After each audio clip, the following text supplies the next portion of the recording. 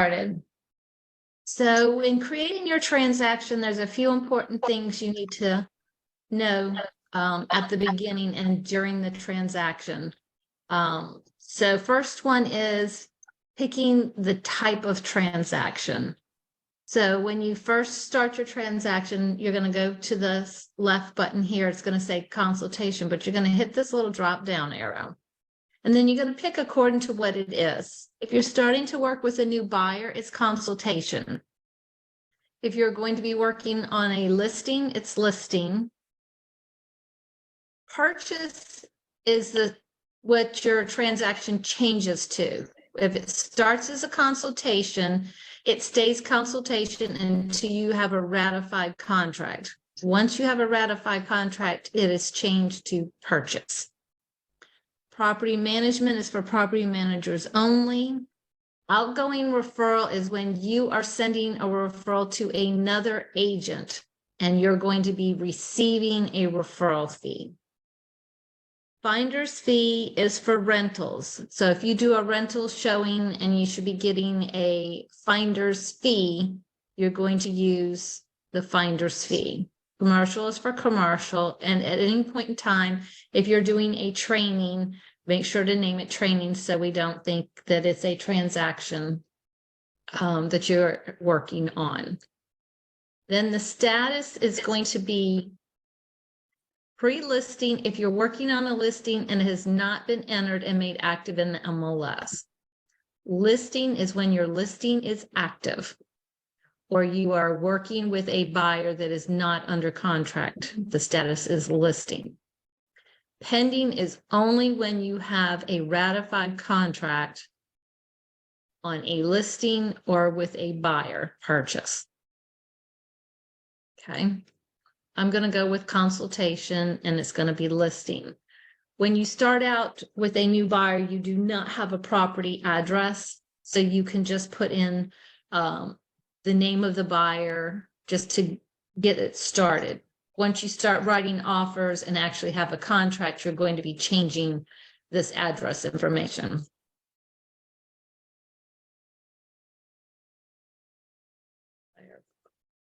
All right, so I'm just going to name it Buyer Bob because Bob's my buyer. You don't have to put in a city or a state or a zip. You can simply put a period at this point, and you don't need to put in a price. Any of the fields that are not shaded pink are not required at this time. You'll come back based on what part of the transaction you are in. If it's a listing, you're going to put the listing date and the expiration date. When you are working with a contract and you have a ratified contract, the acceptance date or the ratification date goes here and the closing date. You have to hit additional fields and come down and fill in these fields that are shaded. Referral. If you are not splitting this transaction with another agent in our office or sending a referral portion of that commission outside of our office, it is no. You're working with an agent inside of our office, then it's an in-office referral, meaning all the commission stays within our office. You're working with a mentor and you're splitting 50-50, you're going to select mentor 50-50. If it's a referral going to an agent that is in our referral company, formally active with our company, they are part of Tomahawk. That is an outgoing referral. It leaves our firm and goes into Tomahawk. So that would be yes. Out of office referral, you're sending it to an agent that's at a completely different office, different state. Op City, Ojo, and United Home Group. So you pick whatever's appropriate. Not signed in advice. Whichever is appropriate on what you're doing with this transaction. Listing firm ID number, I don't know it yet because I haven't written an offer here and I don't know the MLS number. Don't know the area code. So you're just going to kind of pop by these and come back when you are working on a transaction, offer, or a ratified contract. I have a question. How do I fill out those spaces if it's say for sale by owner and it's not listed in the MLS? Okay, perfect. If it's a for sale by owner, there is no firm RAIN ID number for them. You can just put N/A, Okay, and for MLS, put FSBO. perfect. Okay. That tells us that it is a FSBO and there won't be another firm attached on it. And then you would just fill in all the appropriate information. Like I said, you're not going to have the escrow agent or the EMD until you get to that point of having a ratified contract. Selling firm RAIN number, because we're representing the buyer, we're considered the selling firm. So it would be our number. Purchase offer date would be the date you are writing the contract or offer. So if I was writing it today, it would be the 19th. Mortgage company commission basis, this is going to be the total commission. So if you calculate based on the sales price and whatever the commission percentage that you're receiving is just for your side of the transaction, whether it's 3%, 2.75, 2.5, it's going to be that total commission amount minus any referral that goes outside of our company. All right. And since I don't know a sales price because I haven't written an offer and it hasn't been accepted, I'm simply going to put 0 at this point. North Carolina transaction is no, because they're not buying in North Carolina. And if you're not a North Carolina agent, it would be no. And then you're simply going to hit next. And now it's wanting to know what the price is going to be, the commission. Standard is 3%. You can leave this blank and fill it in when you actually know, but you have to select which side of the transaction you are on. Since it's a buyer, we are on the buying side. So you have to make sure that you hit coastal town, save. Agent and commission, you always want to pick yourself. And then don't worry about the commission plan because it'll default to what yours is. And once you have capped, I automatically edit that field for you. Now it's going to show the people that are automatically assigned to have access to your transaction, which is going to be me as the business office manager, Lucy, your compliance broker, Thomasina as your broker and team leader, Cindy Hawks as broker, and office administrator is Blake at the front desk.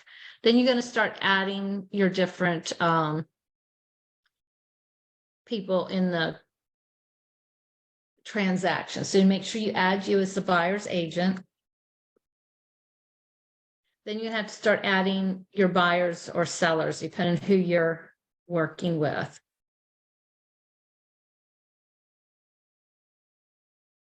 All right. If they are not already in the system because you haven't worked with them before, as soon as you start typing their name, it's going to say create new.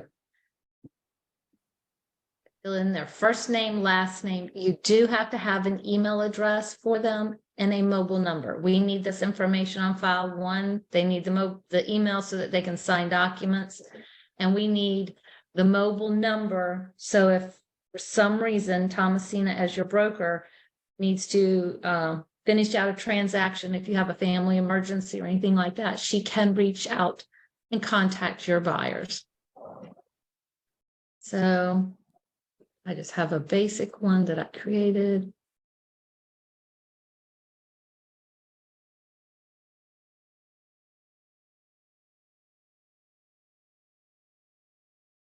All right, and then you're just going to hit create. And then you would just add additional people as needed. All right, now here's your transaction started.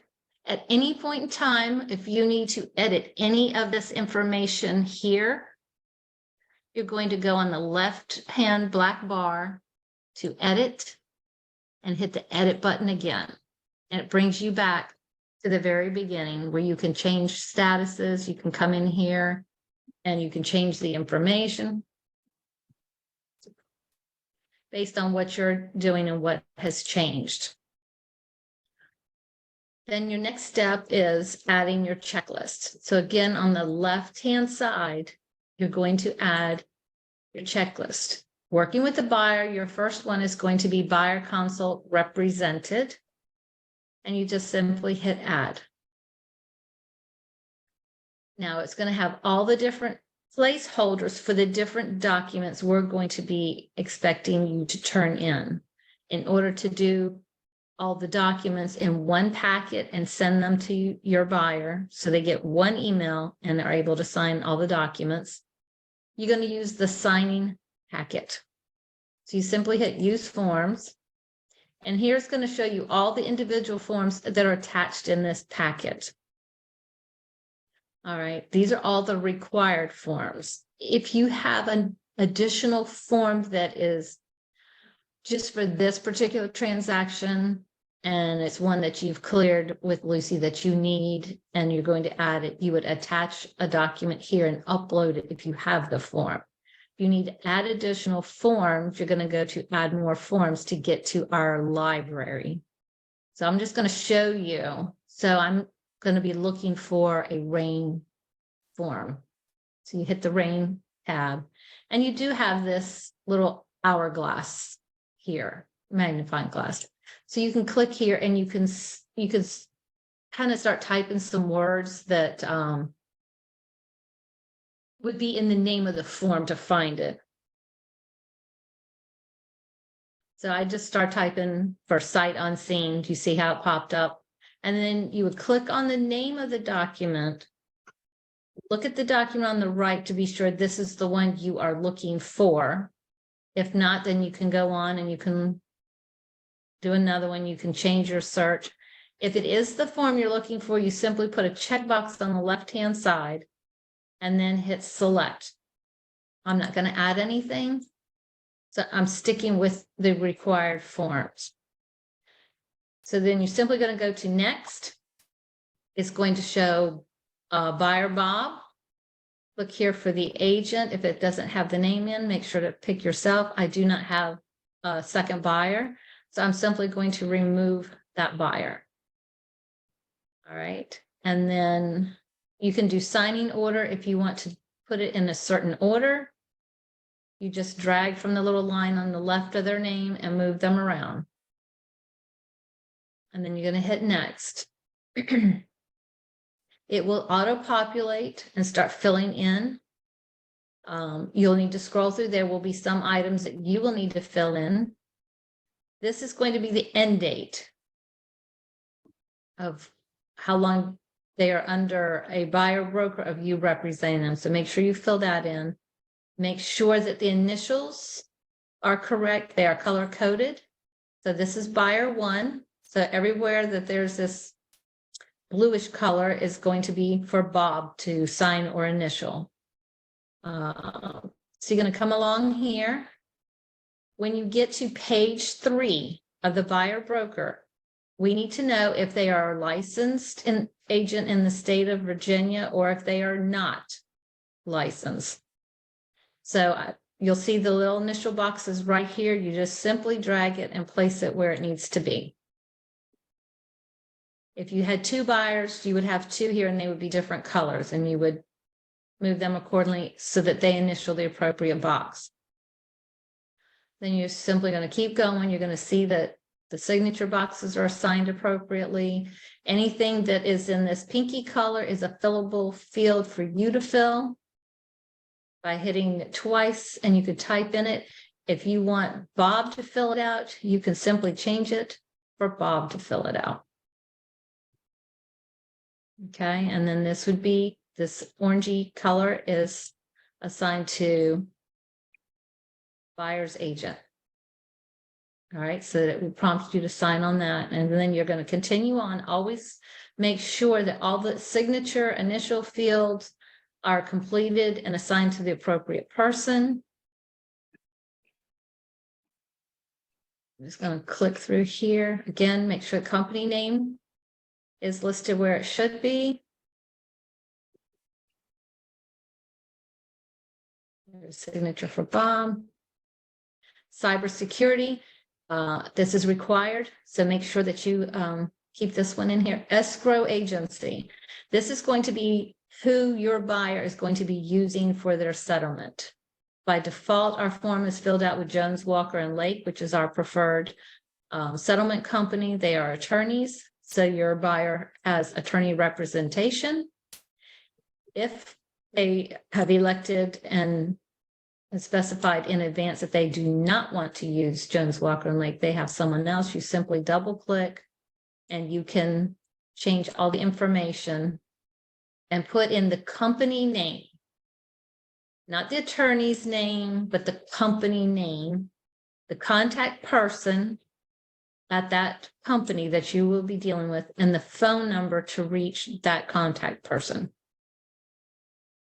All right, affiliated business disclosure.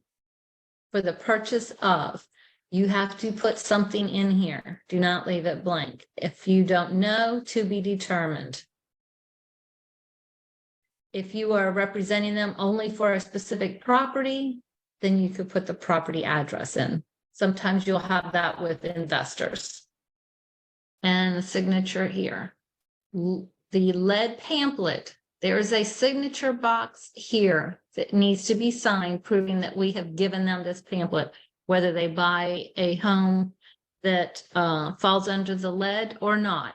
We give it to them in advance. Once you get to this document, if you have not added anything, you are at the end of the packet.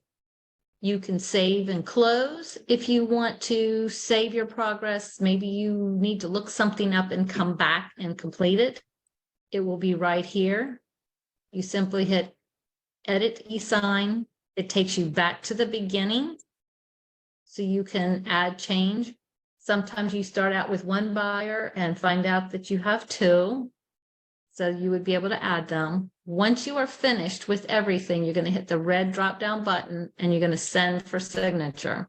It's going to show you who's signing, that you've done the signing order. This is just a generic verbiage that goes in the email letting Bob know that you sent these documents for him to sign.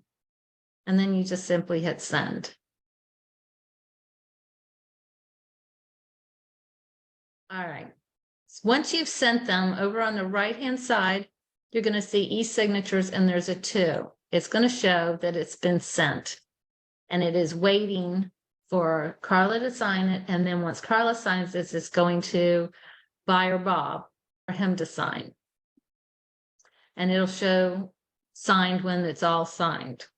Once the documents are all signed, you need to split them and submit them for compliance review to Lucy. So for all practical purposes, we're going to assume this one is signed. You simply come back to this signing packet, make sure it's highlighted in the pinky color. You're going to go over on the right-hand side and you're going to hit this unassign button.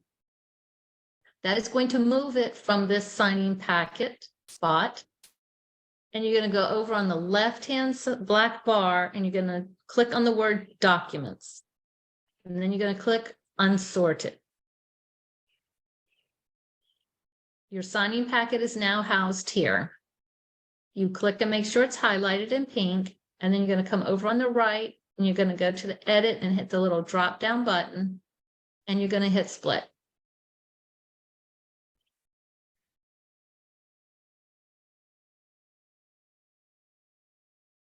Once the documents load, you're going to see that you have one of 38 pages. If this was signed through the e-sign, it may say 39 because you'll have an additional page. All right, buyer broker agreement is 5 pages. So I know that it's going to be page 1 to page 5. And you just start typing a word that's in the name of the document. Exclusive right to represent, buyer consult represented is the checklist that is going on. You always want to try to click the name that correlates with the task on the checklist so that it puts it in the appropriate place. Then if you go back above the document and just hit the little down arrow and go to page 6, you'll see that that is your CDIF or consumer disclosure. And it is 7 pages and it starts with page 6.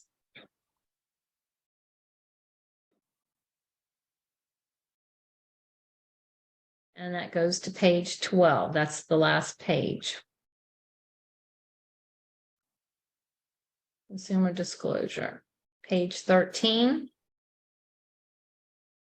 is your summary of rights, and that is 3 pages.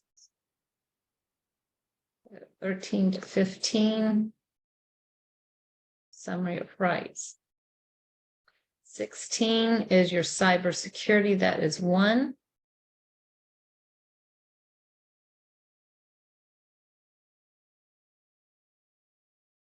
And this is your escrow agency, that is 1 page.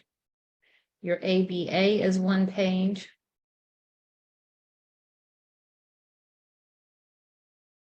If you run out of places, you simply hit add a line. Go to your next document. That is the lead. That is the very last document that I have in this packet, 19 to 38. Lead-based pamphlet. Once you have designated them all, you simply hit the split button. I have a question, Carla. Sure. What if I go through all that process and after I did all splitting and all this stuff, I realized the name of the buyer is wrong.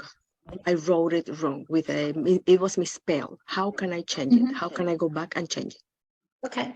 So if you've already split the documents, then you're going to have to either manually go to the document where it's wrong, or you're going to have to go, if you wanted to do it individually, or you could go back to the Yeah, the contract, packet. it's not ratified, so it's just something that I have to do, in the Right, document.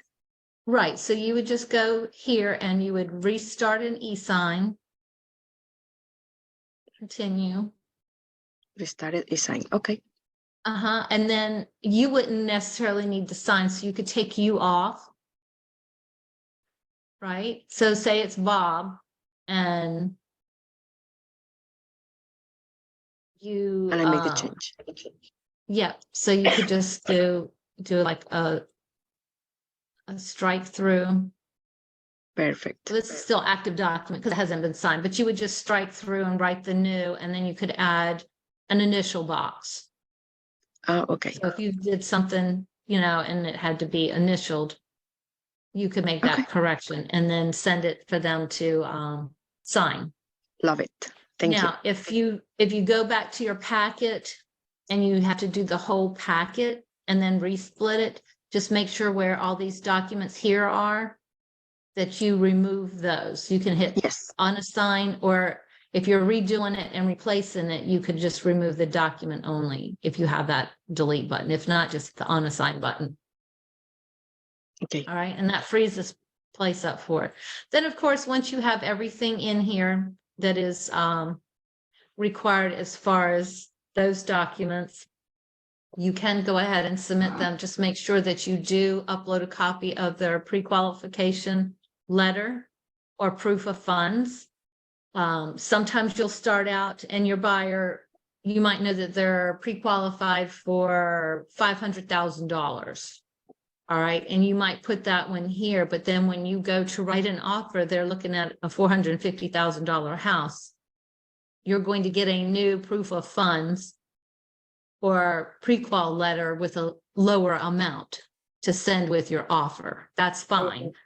You just need to get before, we're just trying to get you to get a pre-qual or proof of funds letter in advance, so you already have something showing that they are able to purchase. So even if it's a lower, if they are qualified for a $500,000 and the amount the house they are buying is lower, I need a new letter. Yes, most of the time, because if you send to the agent, say the property is listed for, I used 500, say it's listed for 520. Right? And your buyer's approved for 550. If you send that along with that offer for 520 and say it was listed for more, right? Yes. And that agent and that seller now knows your person qualifies for more than they're offering. Okay. Makes sense. Right? So you want to show that they qualify for what they are offering, not more. Okay. So you would ask for a new one based on what offer you are Mhm. giving. All right, but you don't have to replace here your original one. That Okay. one's fine because you're not sending that one to anybody. All right. Makes sense. Okay. Right? Because when I pull in the next checklist, you'll see it's asking for a proof of funds or pre-qual letter on the purchase checklist. So they can be different. So don't worry about it. If they're exactly the same, you can just copy it. All right. So once you have this done, then of course you are going to submit it for review. Working with a buyer, it's real important to go ahead and get these documents completed prior to showing property, prior to writing offers, and submit them and get them approved by Lucy. So this part is done and you're ready to move on. All right, so then when you go to write your offers, you're going to add your checklist. Again, checklist on the left, drop down here, and you're going to do purchase general. And you're going to hit add. All right. Now, if you're filling all the documents out in Brokermint for the purchase, you are going to come back over here to the edit button, edit, and you're going to change these fields to match the property you're writing the offer on so that it pre-populates that in those fields. Okay. So you're going to fill in as much of this that you're getting if it's listed. Obviously, if it's a for sale by owner, it's not listed, but you want to look up in the tax, the legal description, any of these items that you would normally get off of the listing or the tax document. Okay. So you're going to fill all those in. Price that you are offering, the closing date you're requesting. Okay.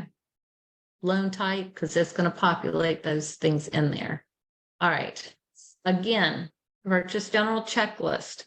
You're going to have a few things you're going to need to pull from the MLS or from the tax. Tax report is required. Go ahead and pull that tax report and print a copy. If you need to reference it while you're filling things out, upload a copy here. MLS printout showing or offer required. So if it's in the MLS, you want to download a copy of that while you're writing the offer, exactly what it says, the date and the time that you're writing the offer. So if they make a change later, you have the one from when you wrote the offer of what was included, if there was any type of an agent bonus, if the washer and dryer were included, things like that, because they do change sometimes. Here again, your lender letter, proof of funds. And if it's not in the MLS, like a for sale by owner, what do I do over there? Just I write a note. Okay, so if it's MLS printing, showing of offer, and you don't have one, you're going to put FSBO. Perfect. Or not in the MLS. Perfect. Do your comment, and then you're going to hit the exempt button. Perfect. Thank you. Absolutely, because you will have things that are different occasionally. EMD, you're not going to have the EMD until after their offer is accepted and they've paid it. Most people are paying it 2 days from ratification, but make sure you get that and upload it here. All right, that's one of the things that hits people when they're trying to get that clear to pay from Lucy. The EMD will be missing on that. So make sure to go ahead and get a copy of that. And here's your standard forms that you're going to have here. And again, you're going to use the contract packet because that's going to have the basic forms. And the only thing that you have to add to this would be the DPOR, ACUs, lead, any disclosure forms that are included in the listing, you're going to download them. Now, if you're working with the for sale by owner, you're also going to have a separate unrepresented buyer broker checklist for them. And you will have to get them to sign those disclosures. Okay, the DPOR and the ACUs and or lead, so that you have the seller signatures on the document first before the buyers. Okay. And you get all that from a mentor if you're working with a mentor or Lucy. So I'm just kind of giving you the basics of forms you might need and might need to add. All right. So then you're going to come along and fill in the forms. Now, some forms may not be necessary. We've added these two here. There are two new forms that Rain has, where it's a request for the proper owners association disclosure packet and the condo.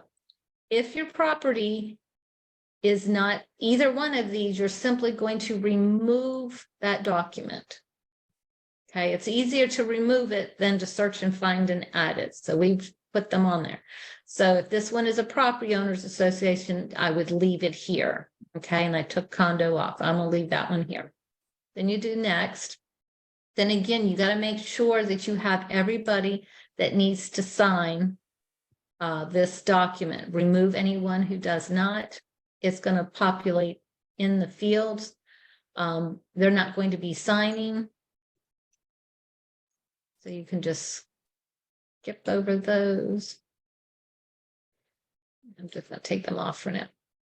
And then you're going to do next.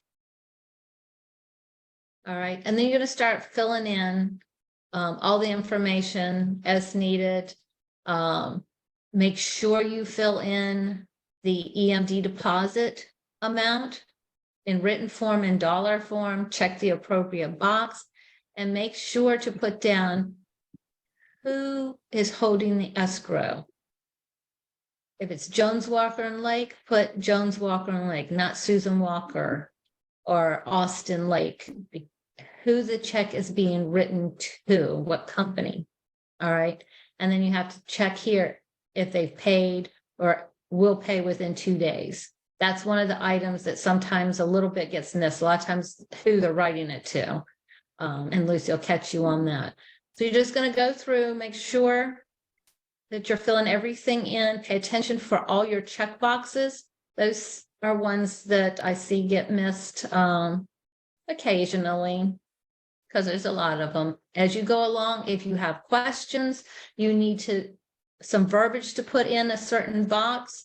Make sure you reach out to your mentor or Lucy for that. And just go through and complete all the documents. Again, once they're all done, send them for signature. It's the same basic process as you go along. Once you have the offer here, you do not need to split it and submit it. It is an offer. You can take this offer at this point and send it to the other agent. All right. When the contract comes back, if it's accepted and ratified, then you're going to split that one and put it in all these appropriate spots. And the way you do that is you go over here to documents on the left, unsorted, and you're going to upload the file. So you would upload the PDF contract that was ratified and emailed back to you.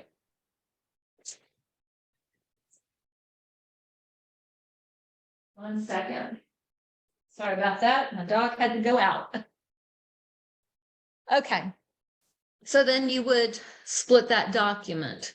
If the offer is not accepted, you can simply go back to this contract packet, hit the unassigned button. Now this place is free for a new offer. And you can simply go back to the unsorted and you'll see your contract packet is here. I usually suggest renaming it. So just hit the edit drop down and hit rename. So it's easy to keep track. If you're writing multiple offers, so that you don't get confused in which one you're splitting, or say you have an offer, they counter, and then you make changes to it, and then you have a ratified. You may have 2 or 3 versions of the same offer here, but if you name it, then you know you'll split the right one and won't accidentally upload the one that doesn't have all the signatures. Make sense? Yes, thank you. Okay. All right. And then once you have your ratified contract and you've submitted that, you're going to have to add a couple more checklists depending on the next steps of your transaction. So you're going to come back over here to checklist. And you're going to go ahead and add those. All right. If you're doing a home inspection, you need your PICRA due diligence checklist. All right. I said this had a property owners association, so I'm going to go ahead and add that so I don't forget it. So I'm going to come down here, purchase POA, and add. All right. So now you have your different checklists on the next steps of this transaction. Your PICRA checklist is a place where you're going to put the removal once that's ratified, so that we know that now that contingency needs to be removed in the MLS. So we can verify that either the other listing firm takes it off, or if it's our listing, that we take it off. So you always need to get this turned in here and submitted. That's how we get notified that it's there. All right. RAIN has guidelines on when contingencies have to be put on a listing, removed, and when it needs to be pending. And there are fines if you don't meet those dates. So always treat it like a hot potato, get it in here and submit it. All right. Home inspection report, termite inspection report, PICRA repair receipts. You can group them together if you have several and upload it as one. Termite inspection invoice, home warranty. These are just a few things that are standard items. If you have something different and you want to add it in here, you just simply hit your action button and add a task. And then you can put whatever it is. So maybe it's a roof repair receipt or whatever. So you're just going to assign it to yourself, requires a document, and save. And now I have a place where I can upload that roof repair. All right. Now, as you're going along, same thing with the POA. Here's a resale packet order receipt. If you're the one ordering it, then you put the receipt there. If you're representing the buyer, you need the buyer's receipt of the package. That starts the 3-day countdown before that contingency is removed. Make sure that receipt is put in here and you submit it for review. So we know when that was received and when that 3-day period is up. Here's just a couple additional things. If you want to upload those proofs or documents, you can put those there. Once we get into that it's an actual contract and you've submitted everything in, then things are going to start changing here as well. You're going to make sure that the price is the correct. So if you have a ratified contract for $500,000, you're going to make sure that's 500, because maybe you negotiated, maybe this was 480. But Correct. you all agreed on 500. So you need to go in and edit these things. Maybe you wanted a closing date of May 24th, but in the negotiations, they wanted it May 31st, and you agreed. So you're going to change these items.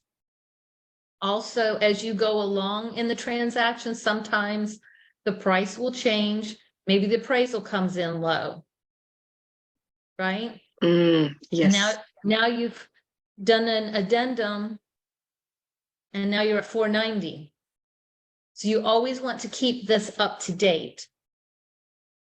All right. And then, for some reason they couldn't meet that date. And so now it's not closed until June 2nd.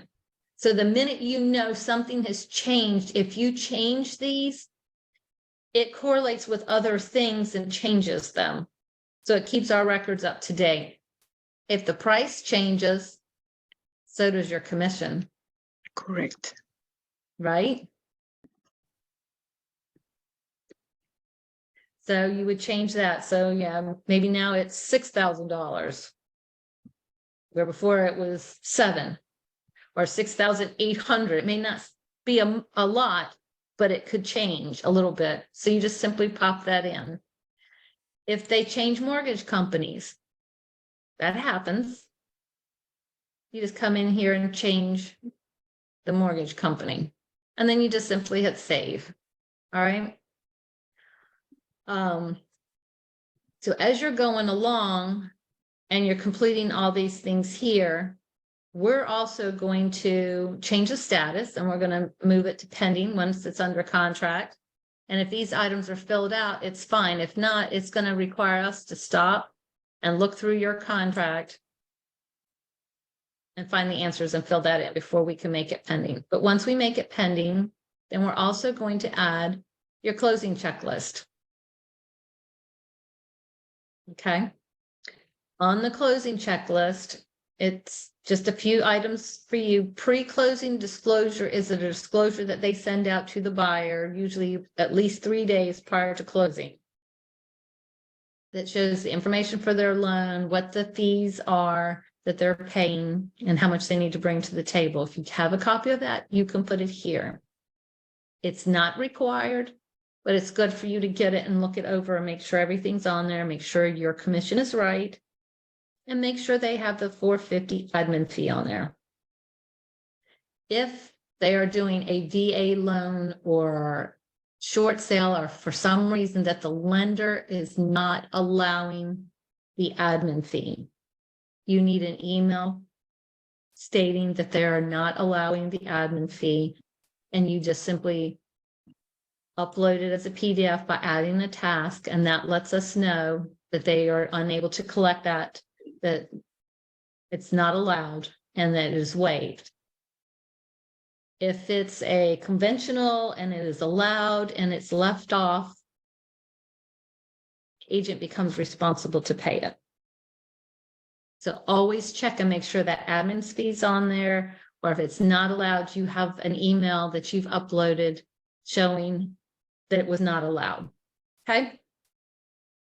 All right. As you get going along, walkthrough is your next and last item that you have to have something in here and approved by Lucy for a clear to pay. If it's your buyer, you do the walkthrough, they sign it, upload it here, and also email it to the listing agent asking for signatures. Do it right away. Don't wait until we've received the commission. You want to send it right away, because I'll give you a day or two. And then closing day, ask again. You're going to be able to tell Lucy that you've emailed this listing agent and you've asked for signatures and you have not received it. All right, because that's what Lucy's going to ask you. She wants to see the signed copy, but she also wants to know you've made every attempt to get it signed by the other side and they did not comply. If it's your listing and you've requested it from the buyer's agent and they just haven't sent it, same thing, put a copy of that email asking for it here. Comment to Lucy that you've asked for it multiple times and they have not provided it. All right, because that has to be cleared to pay. When I receive the commission to process and pay you, I come right here and I look for, is this transaction complete and clear to pay for Lucy? She will have comments right over here letting me know if she's already reviewed your file. If it says yes and she's checked it off, then I can process your DA and pay you. If it says no, and it lists documents that haven't been submitted, missing copy of EMD, no walkthrough, then I can't pay you until she proves that you're cleared to pay. All right, so you always want to ask for a review in advance. When you know you're getting ready to go to closing, even if you know the walkthrough is the only thing you're missing, you can still ask 3 or 4 days ahead, a week ahead, just to make sure you have everything else completely done. All right, so the easiest way to do that is to come over on the black bar on the left-hand side to users and contacts. Click there and then go to the red action button, hit the little drop down. You're going to hit send email. Then under the recipients, you're going to click here and you're going to pick Lucy.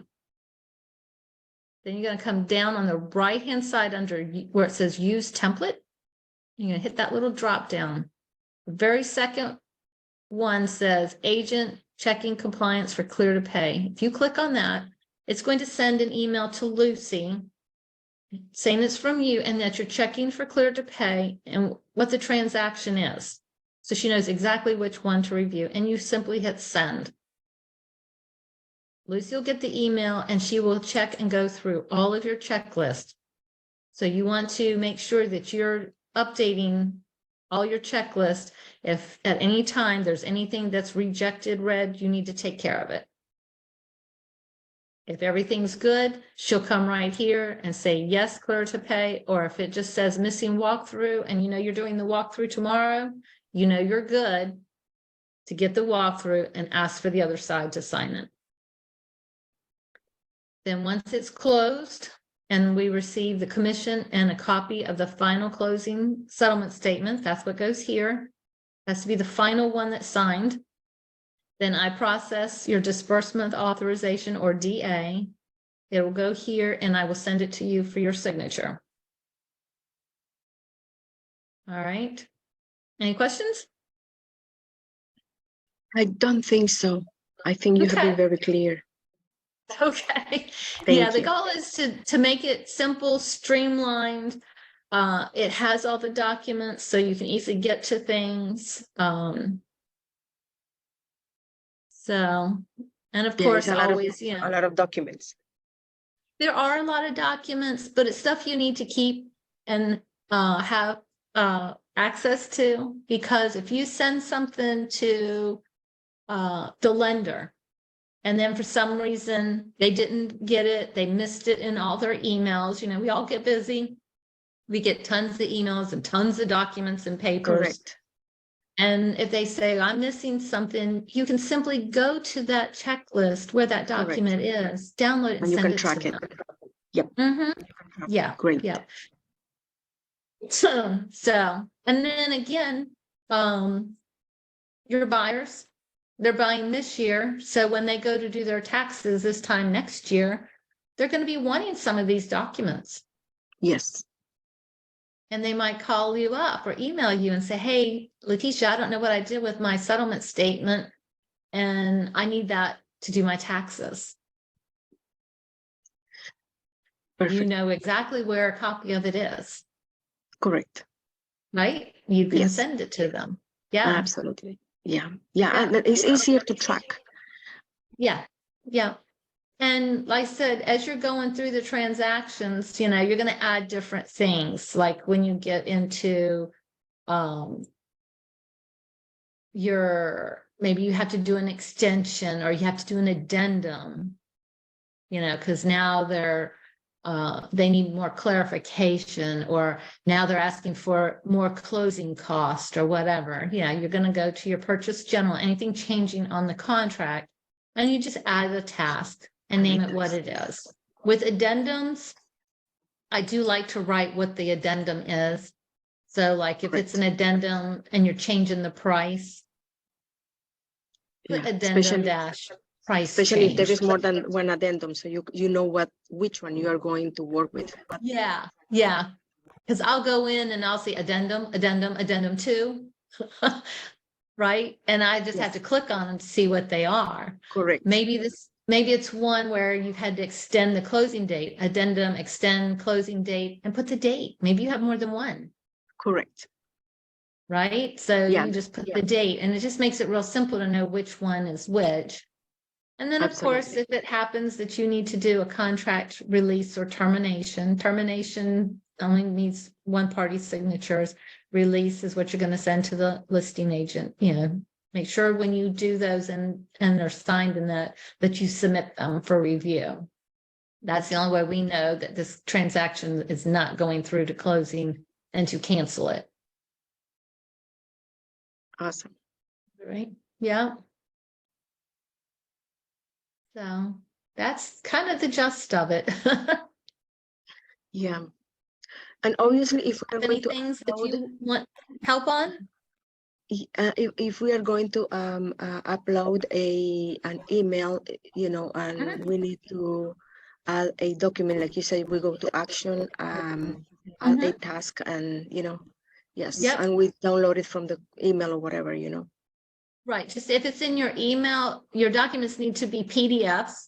So what I do is I print and I select print to a PDF instead of printing it on a piece of paper. Okay, And then you just name it.